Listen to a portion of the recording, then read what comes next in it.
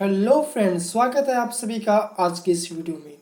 जैसा कि हम सभी जानते हैं कि अभी हम लोग कक्षा 11वीं का गणित का अध्याय 8वां, जिसका शीर्षक है अनुक्रम तथा श्रेणी, जिसे अंग्रेजी में सीक्वेंस एंड सीरीज के नाम से जाना जाता है, उसे अभी हम लोग पढ़ रहे हैं। आगे बढ़ते हुए मैं बताते चलूँ कि आज का यह वीडियो इस अध्याय का 11वां वीडियो है, यानी कि हम कह सकते हैं कि आज इस अध्याय का यह वीडियो भाग 11 है। इससे पहले हमने इस अध्याय से जुड़ा टोटल 10 वीडियो समाप्त कर दिए हैं, जहां हमने इस अध्याय से जुड़े बहुत ही सारी चीज़ों के बारे में चर्चा अच्छी तरीक़े से और आसान शब्दों में किया था। और उम्मीद करता हूँ कि यदि आप वह सारा वीडियो देखे होंगे तो आपको वो सारा वीडियो अच्छी तरीक़े से समझ में आ गया होगा। आज के इस वीडियो को भी यदि आपको देखना है तो सबसे पहले यह बहुत ही आवश्यक है कि आप पिछला वाला वीडियो जरूर यहाँ पर देख के आए, क्योंकि आज के इस वीडियो में भी हम पिछला वाले वीडियो के कुछ कॉन्सेप्ट को लिंक करके आप सभी को समझाने का प्रयास करेंगे। और ना सिर्फ आज के इस वीडियो में बल्कि आगे आने वाले सभी वीडियो में हम लोग ये पिछले वाले वीडियो से कॉन्सेप्ट लेके उसको इंटरलिंक करने का प्रयास करेंगे। अब समय को ध्यान में रखते हुए चलिए सबसे पहले हम लोग जानने का प्रयास करते हैं कि आज के इस वीडियो में हम लोग क्या पढ़ेंगे। तो दोस्तों, आज के इस वीडियो में हम लोग समांतर श्रेणी की n पदों की जोड़ के बारे में फिर से पढ़ने जा रहे हैं। हालांकि आपको याद हो कि हमने इसके पिछले वाले वीडियो यानी भाग 10 में भी समांतर श्रेणी की n पदों का जोड़ यानी addition of n terms of an AP पढ़ा था, जिसको हम लोगों ने डिटेल में पढ़ा था। और जो हम लोग फॉर्मूला अब तक जानते आ रहे हैं कक्षा 10वीं तक से कि sum of n terms of an AP यानी समांतर श्रेणी की n पदों की जोड़ का एक फॉर्मूला होता है, जो कि होता है कि n/2 into 2a plus n-1 into D. उसको हम लोगों ने पिछला वाला वीडियो में उसके फील लेने का प्रयास किया था। हमने बहुत ही अच्छी तरीके से समझा था। और कैसे समझा था, तो हमने भाग 1 में जो कहानी पढ़ा था उसके माध्यम से हम उस फार्मूला का फील लेके उस फार्मूला को समझने का प्रयास किए थे। आज के इस वीडियो में हम उसकी चर्चा आगे करेंगे। जैसा कि आपको याद हो कि हमने वह वीडियो एंड करते करते हमने बताया था कि समांतर श्रेणी के n पदों की जोड़ का एक और फॉर्मूला होता है, जिसको हम लोग नेक्स्ट वीडियो में चर्चा करेंगे। यानी कि आज के इस वीडियो में वो जो दूसरा फॉर्मूला होता है उसकी चर्चा हम लोग आज के वीडियो में करेंगे। साथ ही साथ वो जो दोनों फार्मूला होता है उसके और कुछ उदाहरण देखेंगे। हालांकि पिछले वाले वीडियो में भी हमने एक उदाहरण के माध्यम से उसको समझने का प्रयास किया था। तो चलिए बिना समय को देर किए आज के इस वीडियो की शुरुआत करते हैं। जैसा कि मैंने अभी बताया कि हमने पिछले वाले वीडियो में क्या पढ़ा था, तो ये sum of n terms of AP का एक फार्मूला पढ़ा था, जो कि क्या था n/2 into 2a plus n-1 into D. हमने इसको भी पिछले वाले वीडियो में यह पढ़ा था कि अनुक्रम दो प्रकार के होते हैं। यदि आप पिछला वीडियो देखे होंगे तो आपको याद होगा कि हमने अब तक क्या पढ़ लिया है कि अनुक्रम हमारे पास मेनली दो प्रकार के होते हैं। हालांकि एनसीईआरटी के अनुसार तीन प्रकार दिए गए हैं, लेकिन जो मेनली होता है वो कितने प्रकार होते हैं? दो। पहला परिमित अनुक्रम और दूसरा अपरिमित अनुक्रम। आपको याद हो तो अपरिमित अनुक्रम हम लोग उसको कहते हैं जहाँ नंबर ऑफ टर्म्स यानी श्रेणी का या कहीं अनुक्रम का जो पद हो वो सीमित ना हो, जैसे कि आपको इस उदाहरण में दिख रहा है यहाँ पर। जैसे कि आपको इस उदाहरण में दिख रहा है जहाँ पर ये अनुक्रम की पदों की संख्या सीमित नहीं है। ठीक उसी प्रकार यहाँ पर आप नेक्स्ट स्लाइड में देख सकते हैं कि इस उदाहरण में अनुक्रम का जो पदों का जो संख्या वो सीमित है, यानी कि ये एक परिमित अनुक्रम का उदाहरण है और ये एक अपरिमित अनुक्रम का उदाहरण है। इससे मैं ये बताने का प्रयास कर रहा हूँ दोस्तों कि ये जो फॉर्मूला हमने पढ़ा था n/2 into 2a plus n-1 into D, वो दोनों के लिए यानी अपरिमित और परिमित दोनों अनुक्रम के लिए वैलिड है। यदि दोनों अनुक्रम में से कोई भी अनुक्रम आपको दिया गया है, कोई भी श्रेणी दिया गया है, तो आप इस फॉर्मूले को अप्लाई करके उसका आंसर निकाल सकते हो। और मेनली कहा जाए तो यह फॉर्मूला खासकर अपरिमित अनुक्रम के लिए वैलिड होता है। अब रही बात जो एक और फॉर्मूला की हम चर्चा करने वाले थे, जो कि था S equal to n by two into a plus l, जहाँ पर एन क्या था, नंबर ऑफ टर्म्स था, इन पदों की संख्या था, पदों का संख्या था अनुक्रम का, और ए पहला पद था और एल अंतिम पद था। ये जो फॉर्मूला है वो सिर्फ और सिर्फ किसके लिए वैलिड है, तो सिर्फ और सिर्फ परिमित अनुक्रम के लिए। इसलिए आपको यह ध्यान देना है कि ये जो पहला फॉर्मूला हम लोगों ने पढ़ा था, ये वाला फॉर्मूला, वो किसी भी अनुक्रम या श्रेणी के लिए वैलिड हो सकता है, परंतु ये जो दूसरा वाला फॉर्मूला है जहाँ हम लोग पढ़ रहे हैं कि S equal to n by two into a plus l, वो सिर्फ और सिर्फ किसके लिए वैलिड है, तो ये परिमित अनुक्रम के लिए, यानी कि इस प्रकार का अनुक्रम के लिए। अब हमने पिछला वीडियो में इस उदाहरण के माध्यम से हमने ये फॉर्मूला का फील लेने का प्रयास किया था और इसको हमने सॉल्व किया था किस फॉर्मूला से, S equal to n by two a plus n minus one into d, और हमने आंसर पाया था कि उसका आंसर कितना आ रहा था, 50 कितना आ रहा था, 5050। अब ये जो मैंने ये इसका आंसर कुछ स्लाइड पर लिख दिया है, लेकिन आज के इस वीडियो में हम लोग ये दूसरे वाले फार्मूले से, ये फार्मूला से तो हमने पिछला वीडियो में कवर कर लिया था, उसका आंसर ले आया था। आज के वीडियो में हम लोग इस फार्मूले से उसका आंसर लाने का प्रयास करेंगे। इस फार्मूले से क्यों, क्योंकि ये जो क्वेश्चन, ये जो प्रश्न है, उसमें आपको पहला टर्म भी दिया गया है, यानी पहला पद, और अंतिम पद भी दिया गया है, इसलिए हम इस प्रश्न में ये दूसरा वाला फॉर्मूला भी लगा सकते हैं इसके आंसर को निकालने के लिए। तो चलिए हम लोग यह फॉर्मूला लगाते हैं। अब यहाँ पर n का वैल्यू क्या था, ये दिए गए प्रश्न में, तो 100 था, तो 100/2 हमने किया, इंटू पहला पद क्या था, 1 था, तो 1 प्लस अंतिम पद क्या था, 100 था, तो हमने ये लगा दिया। जब हम इसको सॉल्व करेंगे तो क्या आएगा, 100/2 50 आ जाएगा, 1 प्लस 100 क्या आ जाएगा, 101 आ जाएगा, यानी जब हम इसको सॉल्व करेंगे तो आपका आंसर क्या आ जाएगा, 5050। ये बहुत ही आसान तरीका से हो गया, और हमने इसको डिटेल में भी ये फर्स्ट वाले फार्मूले से समझने का प्रयास किया था इसके पिछले वाले वीडियो में। अब मान लीजिए एक और उदाहरण आपको देता हूँ मैं, कि मान लीजिए एक अनुक्रम आपको दिया गया है जो कि एक समांतर श्रेणी है, वो है 10 20 30 40 50 60, यानी आपको एक परिमित अनुक्रम दिया गया है। अब आपको मैं इसका आंसर दोनों फार्मूले से निकाल के दिखाता हूँ। पहला फॉर्मूला हम लोग ये यूज करेंगे जहाँ बेस इक्वल टू क्या है, n by two into two a plus n minus one into d. यदि हम यह फॉर्मूला यूज करते हैं तो यहाँ पे n का वैल्यू क्या था, 6 था, दिए गए प्रश्न में कितना टोटल नंबर ऑफ टर्म्स थे, तो 6 थे, तो 6/2 इंटू पहला पद क्या था, ये 10 था, तो 2 इंटू ए यानी 2 into 10 plus n minus one, n क्या था, 6 था, तो 6 माइनस वन इंटू डी क्या था, यानी सौर अंतर यानी कॉमन डिफरेंस क्या था, 10 था। जब हम लोग उसको सॉल्व करेंगे तो हमारे पास कुछ इस प्रकार के इक्वेशन बनेंगे, जहाँ पे 3 इंटू 20 प्लस 5 इंटू 10 ये वाला इक्वेशन बनेगा, और जब हम लोग इसको सॉल्व करेंगे तो हमारे पास आएगा 3 इंटू 20 प्लस 50। इसको यदि हम लोग और सिंप्लीफाई करेंगे तो हमारे पास आएगा 3 इंटू 17, और जब हम ये दोनों को मल्टीप्लाई करेंगे तो हमारे पास आ गया आंसर 210।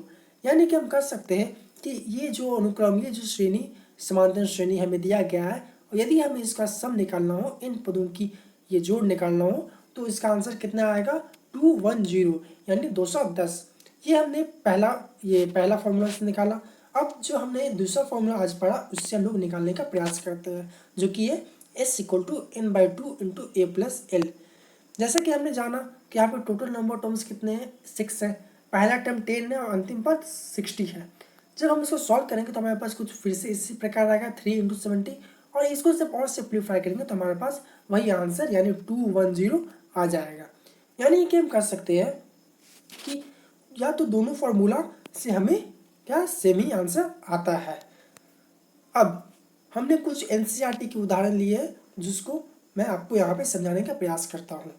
इस वीडियो को देखने के बाद आप एनसीईआरटी के इस ऐसे और प्रश्न को अपने से हल कर सकते हो। तो चलिए इस उदाहरण की तरफ हम लोग अपना ध्यान आकर्षित करते हैं।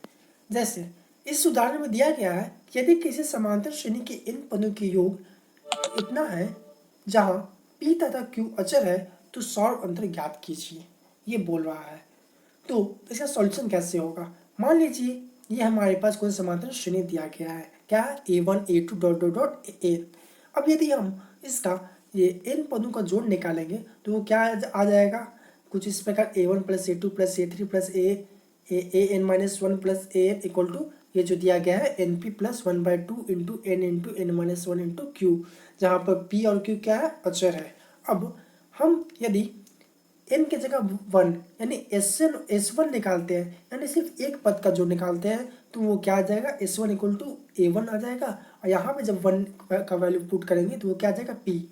ठीक उसी प्रकार यदि हम S2 निकालें, यानी दो पदों का जोड़ निकालें, पहला दो पदों यानी A1 और A2 का जोड़ निकालें, तो वो क्या हो जाएगा, S2 equal to A1 plus A2 equal to, यहाँ पर यदि हम n की जगह 2 पुट करेंगे तो वो क्या आ जाएगा, 2P प्लस Q। अब हम लोग जानते हैं कि सॉल्व अंतर यानी कॉमन डिफरेंस कैसे आता है, A2 माइनस A1 आता है। तो अब हम लोग A2 माइनस A1 निकालने का प्रयास करेंगे। A2 हमारे पास क्या दिया गया है, S2 माइनस S1, यानी इसको जब हम लोग हल करेंगे S2 और S1 के वैल्यू को जब हम लोग सब्ट्रैक्ट करेंगे तो हमारे पास क्या आ जाएगा, P प्लस Q। अब हम लोग जानते हैं कि सॉल्व अंतर क्या होगा, D equal to A2 minus 1, और A2 माइनस 1 क्या हो जाएगा, A2 का वैल्यू क्या है, P प्लस Q, और A1 का वैल्यू क्या है, P। जब दोनों को सब्ट्रैक्ट करेंगे तो आंसर क्या आ जाएगा, Q। तो उम्मीद करता हूँ कि आप सभी को यह उदाहरण समझ में आ गया होगा। अब हम लोग चलते हैं अगले उदाहरण की तरफ। यदि हम अगले उदाहरण की तरफ चले तो यह भी उदाहरण एनसीईआरटी का ही है। आप इसे अपने एनसीईआरटी किताब में देख सकते हो। यह प्रश्न में यह कह रहा है कि दो समांतर श्रेणियों के इन पदों का योगफल का अनुपात यानी रेशियो कुछ इतना है। तो हमें क्या बात पूछ रहा है कि 12वें पद का अनुपात ज्ञात कीजिए। यानी जो दो समांतर श्रेणी दिया गया है, उन दोनों समांतर श्रेणी का हमें उसका 12वां पद निकालना है और दोनों का अनुपात ज्ञात करना है, और हमें ये कुछ रिलेशन दिया गया है। तो चलिए इसे हम लोग समझने का प्रयास करते हैं। तो सबसे पहले हम लोग मान लेते हैं कि जो पहला ये समांतर श्रेणी है, उसका जो पहला पद है वो कुछ A1 है, और उसका जो सॉल्व अंतर यानी कि कॉमन डिफरेंस है वो कुछ D1 है, जो कि यहाँ पे आपको लिखा देख सकता है। इसी तरह हम लोग मान लेते हैं कि जो दूसरा हमारे पास जो समांतर श्रेणी का जो बात यहाँ पर हो रहा है, उसका पहला पद कुछ A2 है और उसका सॉल्व अंतर कुछ D2 है। यही चीज़ यहाँ पर आपको दिखा मिल सकता है। लिखा हुआ है कि माना कि A1 और A2 तथा D1 और D2 क्रमशः प्रथम एवं द्वितीय समांतर श्रेणी के प्रथम पद तथा सॉल्व अंतर है, तो दी हुई शर्त के अनुसार हम पाते हैं। यही अभी हमने बताया कि हम सबसे पहले हम लोग ऐसे प्रश्न में मान लेते हैं कि ये जो पहला समांतर श्रेणी है उसका पहला पद A1 और सॉल्व अंतर D1 है। ठीक उसी प्रकार दूसरा समांतर श्रेणी का पहला पद A1 और सॉल्व अंतर क्या है, D2 है। अब यदि हम क्वेश्चन के अनुसार चले तो हम क्या पाते हैं, क्वेश्चन में क्या कह रहा है कि प्रथम समांतर श्रेणी के इन पदों का योग और द्वितीय समांतर श्रेणी का इन पदों का योग, जो दोनों का जो रेशियो है वो क्या है, 3n प्लस 8 और 7n प्लस 15। हम लोग रेशियो को कुछ इसी प्रकार लिखते हैं, आप सभी को पता है। तो जो प्रथम समांतर श्रेणी के इन पदों का योग है उसको हम लोग क्या लिख सकते हैं, हम लोगों ने अभी अभी पढ़ा था कि इन पदों का योग यानी इन पदों का जोड़, हम लोग इसका फॉर्मूला हम लोग पढ़े थे, वो क्या होता है, n/2 into 2a plus n-1 into D. तो यही वाला फॉर्मूला हम लोग यहाँ पे दोनों समांतर श्रेणी के लिए लिख लेंगे। तो यहाँ से जब हम इस फॉर्मूला को लिखने के बाद जब इसको हम लोग हल करेंगे इस इक्वेशन को, तो हम लोग पाएंगे कि 2a1 plus n-1 into D1 divided by 2a2 plus n-1 into D2 equal to 3n plus 8 और डिवाइडेड बाई 7n प्लस 15। हम लोग कुछ ऐसा पाएंगे।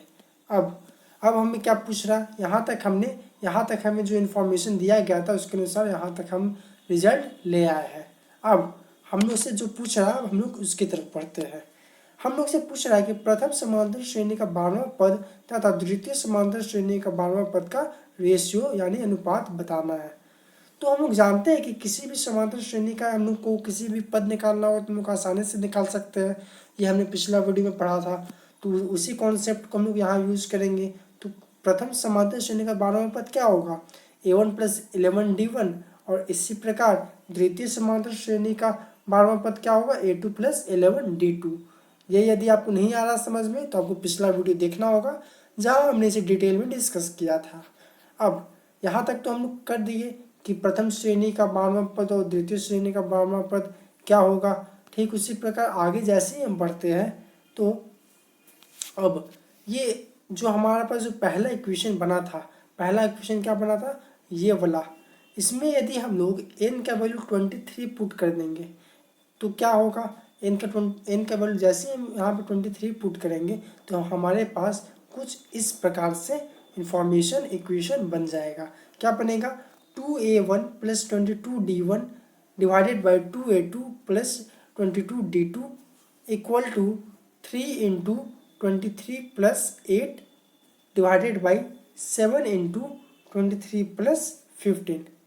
इसके बाद यहाँ से जैसे ही हम यहाँ पर से जैसे ही हम 2 कॉमन लेंगे तो 2 कट जाएगा, क्या बचेगा, a1 प्लस 11d1 और a2 प्लस 11d2, और इसको हल जब हम लोग करेंगे तो हमारे पास क्या आ जाएगा, 7 डिवाइडेड बाई 16।